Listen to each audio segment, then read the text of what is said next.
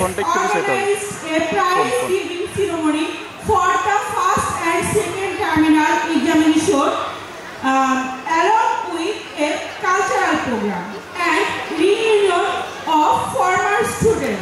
The event was presided over by our Honorable Principal Sir.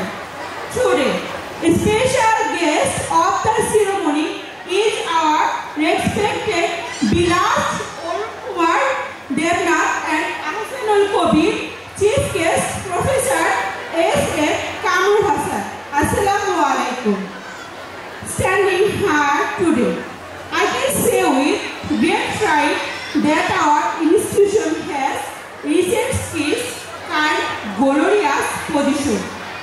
Due to the hard work of our beloved Principal Sir, I also want to express my heartfelt gratitude to all respected teachers and beloved students for their contribution to our progress. We are constantly trying to move forward as students of this institution.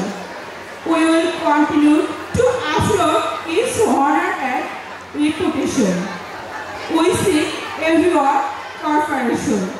I am confident that in the coming days we will move forward together with everyone. Thank you very much. May Allah bless us all. Assalamu alaikum.